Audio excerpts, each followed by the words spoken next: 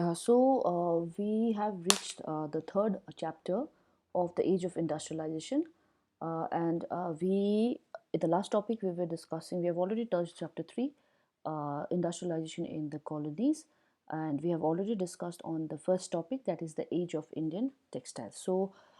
Just for recaps, in this topic, the age of Indian textiles, we discussed that how the Indian goods, specifically silk and cotton, they dominated the international market in textiles. So silk and cotton, Indian silk and cotton ko international market ma the demand was very very high. And here we also discussed how the merchants, the Indian merchants and bankers ले नै यो सामानहरुको export गर्थ्यो. So basically त्यति बेला जति पनि trade हुन्थ्यो Indian goods को इन्टरनेशनल मार्केटमा, it was controlled by the Indian merchants and the bankers. But what we saw towards the end was that 1750s देखि यो जुन चाहिँ कन्ट्रोल छ of trade by the Indian merchants, slowly यो control, यो network of Indian merchants के हुँदै गयो, ब्रेक हुँदै गयो. That means Indian traders, Indian मर्चेन्ट्सहरूको जुन चाहिँ कन्ट्रोल छ ट्रेडमाथि, त्यो बिस्तारै बिस्तारै के हुँदै कम्ती हुँदै गयो.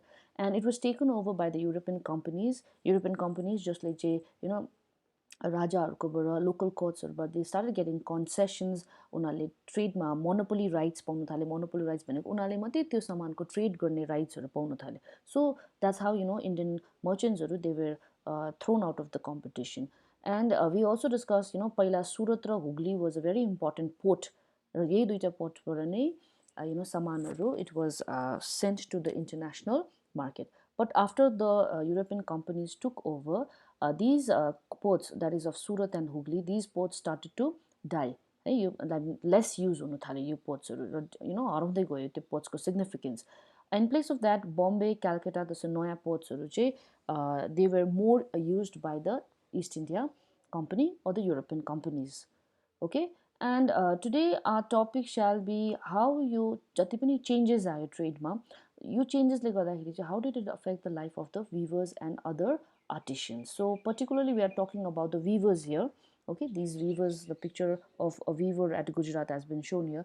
So यो weaversहरूको लाइफ चाहिँ कसरी अफेक्ट भयो after all these kind of changes came in trade. So अब ट्रेड चाहिँ पहिला it was done by Indian मर्चेन्ट्सहरूले गर्थ्यो है. अब यो slowly trade was taken over by the European merchants है. र यसले गर्दाखेरि चाहिँ जो आर्टिसन्सहरू छ, विभर्सहरू छ, उनीहरूको लाइफ चाहिँ कसरी अफेक्ट भयो, this is what our main topic shall be today. So what happen to the weavers, that will be the topic that we shall discuss in detail today. So it's written here that the consolidation of the East India Company power after 1760s did not initially lead to the decline in the textile exports from India, which means that 17 the East India Company, the 1750s देखि नै they started to take over the trade है. तर पनि Indian textile को जुन चाहिँ market छ, international market, त्यो decline भएन. That means Indian fine textiles को demand अझै पनि it was very high in Europe.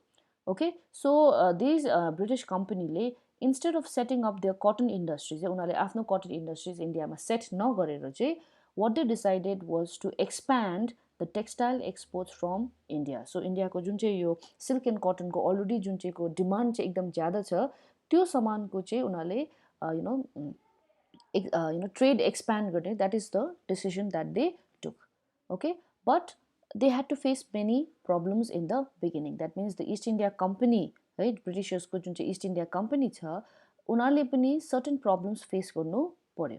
So let's discuss first what were these problems faced by the East India Company when they wanted to expand the textile exports from India.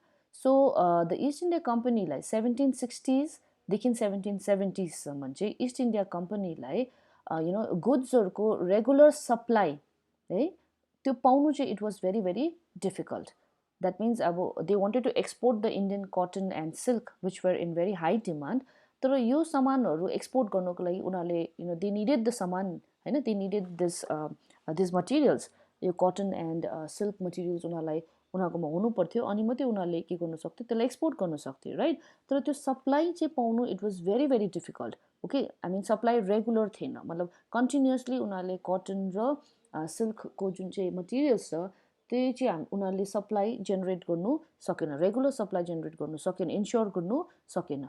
The The reason is because त्यति बेला East India Company was not the only company in India that wanted to export the Indian goods. Okay, that means Indian cotton र silk export गर्ने चाहिँ खालि East India Company मात्रै थिएन. There was a lot of other competitors पनि थियो मार्केटमा. For example, the French, the Dutch, the Portuguese, all these were European traders नै हैन. They also had come to India in order to trade. So उनीहरू पनि मार्केटमा कम्पिटिसनमा उनीहरू पनि थियो है. So the East India Company was facing a competition with French, Dutch and the Portuguese, who were also trying to export the Indian goods to the international market. So त्यसले गर्दाखेरि उनीहरूले ब्रिटिश इस्ट इन्डिया कम्पनीले चाहिँ त्यो regular supply ensure गर्नु सकेन, किनभने त्यो गुड्स जति पनि बनिन्थ्यो इट वाज डिभाइडेड. आदि फ्रेन्चले पनि लान्थ्यो, डचले पनि लान्थ्यो, पर्टुगिजले पनि लान्थ्यो. त्यसले गर्दाखेरि अब इस्ट इन्डिया कम्पनीले त्यसको रेगुलर सप्लाई चाहिँ इन्स्योर गर्नु सकेन र द्याट्स वाइ उनीहरूलाई एक्सपेन्सन गर्नु it was getting difficult for them from 1760s to 1770s.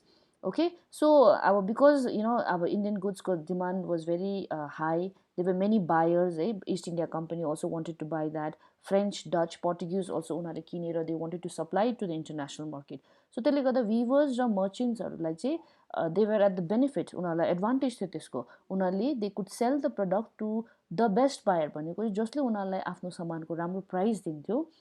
उनीहरूले त्यसलाई नै के गर्थ्यो, आफ्नो सामान के गर्थ्यो, बिक्री गर्नु चाहन्थ्यो. सो फ्रेन्चले पनि if French was giving them good money भनेपछि the weavers would want to sell it to the French होइन. इस्ट इन्डिया कम्पनी भन्दाखेरि फ्रेन्चले ज्यादा पैसा दिँदैछ भने obviously the weavers would want to sell the product to the French people, right. So त्यसले गर्दाखेरि there was a lot of competition. Okay, र यो कम्पिटिसनमा अब इस्ट इन्डिया कम्पनीलाई चाहिँ दे वर फेसिङ डिफिकल्टी, तर यता वीवर्स र सप्लाई मर्चेन्ट्सलाई चाहिँ फाइदा थियो बिकज उनीहरूले राम्रो प्राइसमा आफ्नो सामानलाई सेल गर्नु सक्थ्यो. But for the East India Company this was the main problem. Okay, so the main problem was that there was a lot of competition. The East India Company had to face a competition with the French, the Dutch and the Portuguese buyers of the Indian goods.